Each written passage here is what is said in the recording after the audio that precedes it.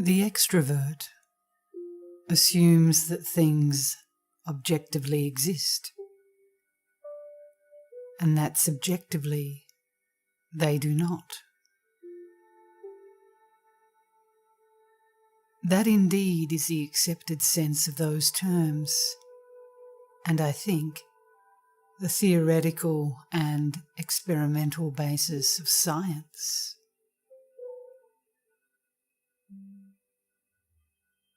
It requires years of intuitive research to understand that the opposite is the truth, that no thing exists objectively other than as a concept, and that subjectively everything has potential existence. That is, permanently exists as potential.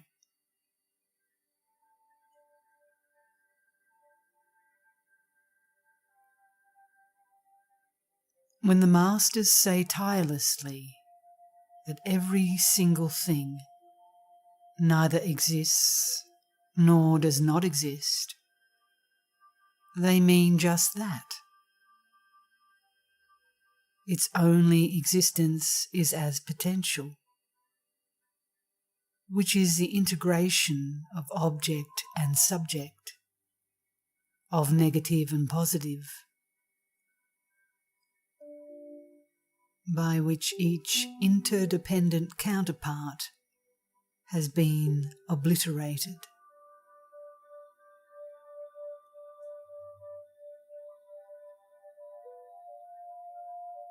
The term realization, making real a thing, logically is only applicable to the illusory process of assuming conceptual objects to exist, for they have no other reality.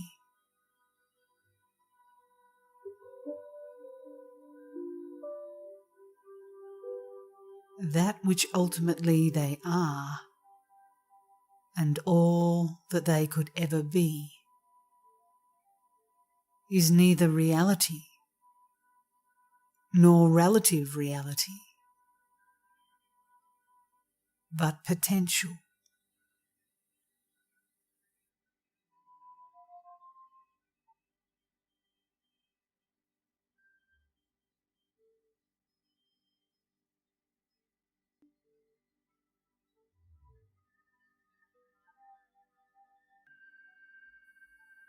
The Master's constant formula, in a sense their essential teaching, taking any and every Dharma and declaring that it neither is nor is not, means precisely that it is neither positive nor negative. Therefore, it is idle to do what we are apt to do. That is, immediately to look for that which it is, since we are begging the question, having just been told that it is not.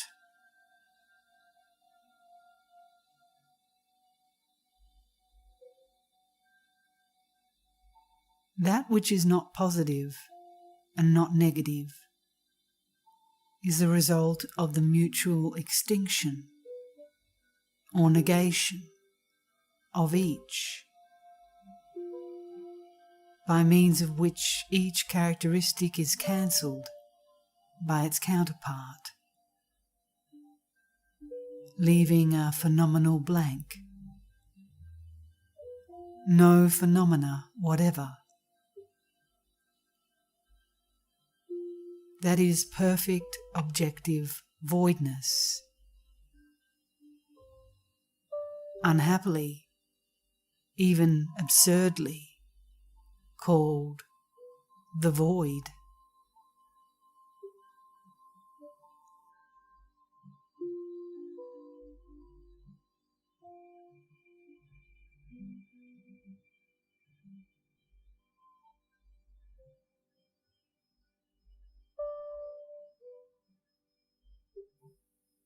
Shen Hui has stated that, to the awakened, voidness no longer is such, which means that voidness no longer appears as an object, but that which, viewed objectively, is void can never be anything else, can never, for instance, be full, a plenum, as has been maintained. That whose identity is voidness of objects can never not be void of objects without ceasing to be what it is.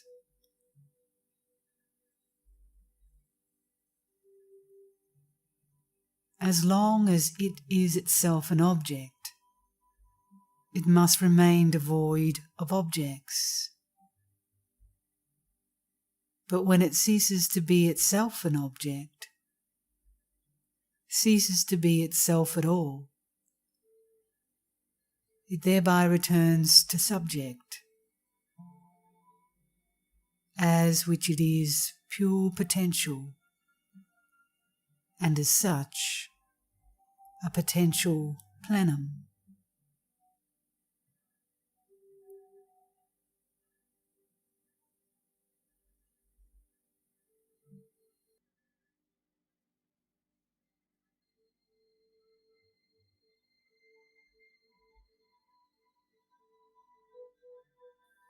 Perhaps we have said too often that objects do not exist. Perhaps we have repeated so often that it has become an empty formula, that there is no self. And perhaps it may not even be quite true. Indeed, nothing expressed by split mind could ever be anything whole.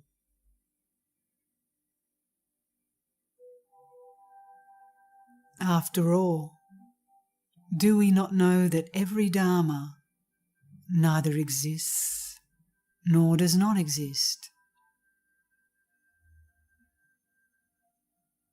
May we not have stopped halfway, failed to penetrate to the heart of the matter,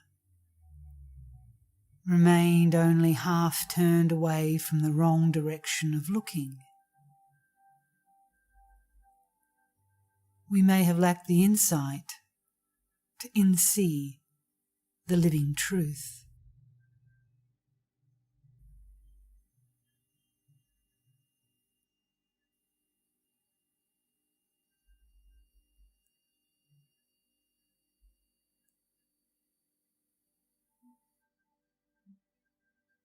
If a monk had said to a Tang master what we have been saying, with the same assured self-satisfaction that we have said it, would he not have received 30 blows with the magisterial staff instead of the acquiescence he smugly anticipated? If so, what would he have said if, as a result of his beating, he had been happy enough to see the whole truth in a flash of pure insight? Would he not have said, objects are not objects at all. No object is an object.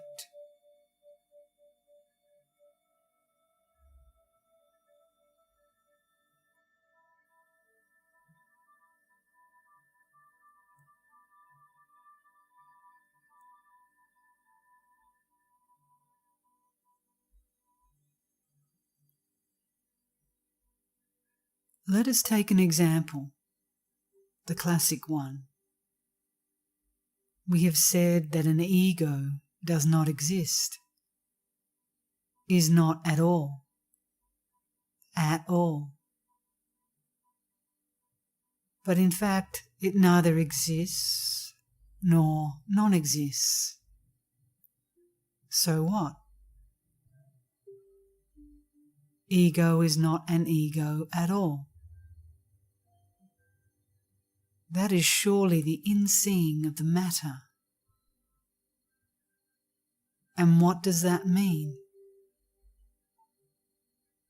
It means that ego is never an object. It does not state that it cannot be something else. But what could it be? What could anything be that is not an object?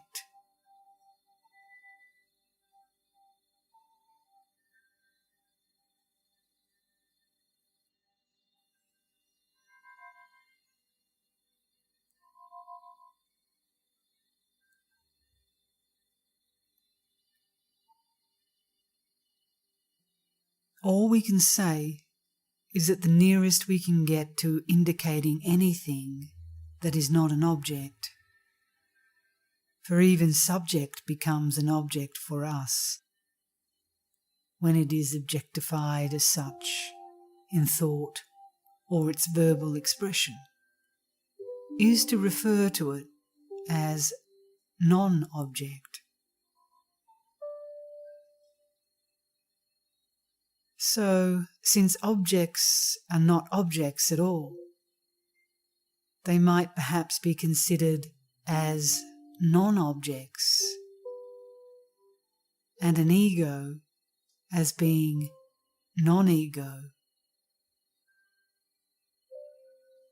But what is non-object or non-ego?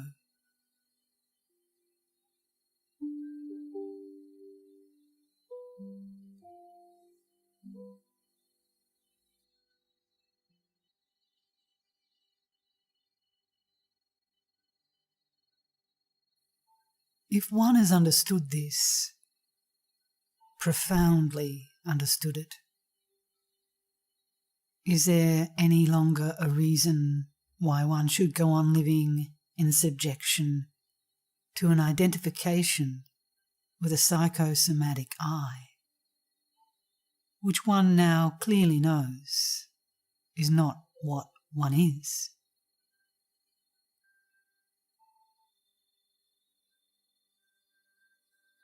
Has one not realized that a self is only one's object, perceptual and conceptual, and that it could not be what we are?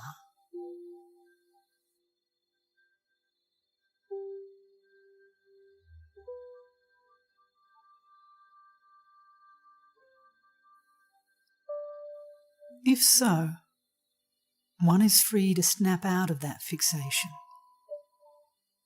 and to live as one is. For one is as one is, and one must always be that, whatever illusory notions one may suffer from. Can one not just live free, without abandoning one's lifelong associations, the state of life to which it has pleased God to call us, though now without affective attachment? Can one not go on playing one's part in the play of everyday life, as the actor does in his, living out one's living dream, simply and worthily,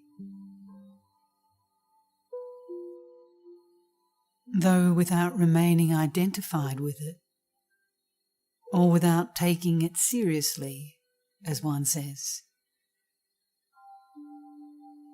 Envy, hatred, and malice will be no more.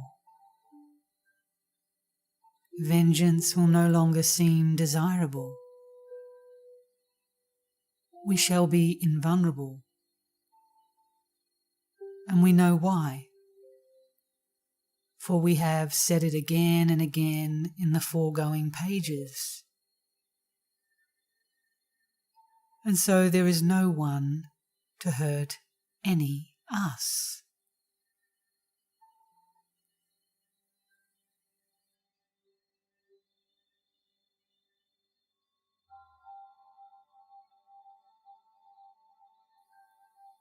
Love and hatred are replaced by universal benediction, manifested as kindliness and good nature towards the world around us, which we now recognize as ourself.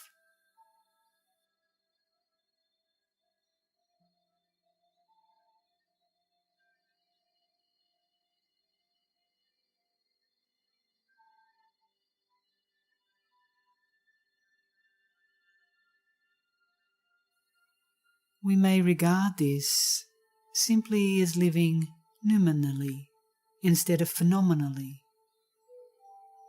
though it may be that pure noumenal living represents a further degree of insight, such as that in which Maharishi and the great sages lived out their lives. But degrees are conceptual, and every living thing is only Buddha mind, whatever their degree of attachment. And recognizing degrees is living phenomenally.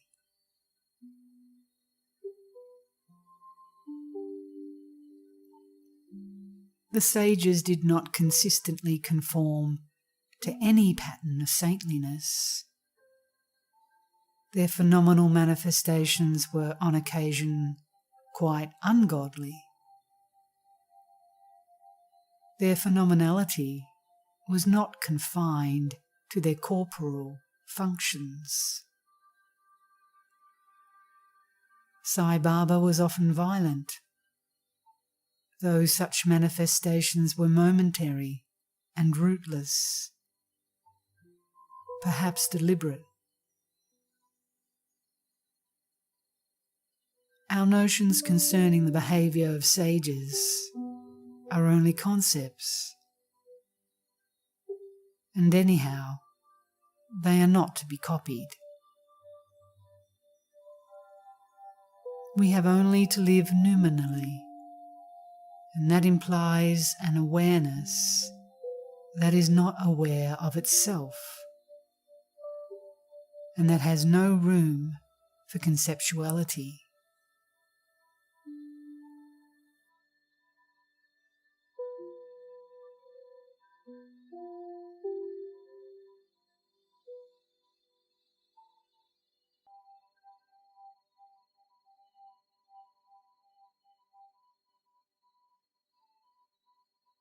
Let us do this.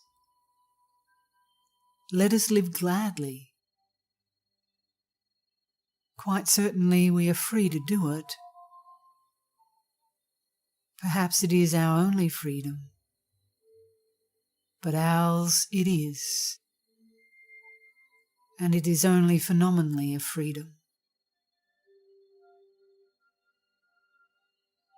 Living free is being as one is. Can we not do it now?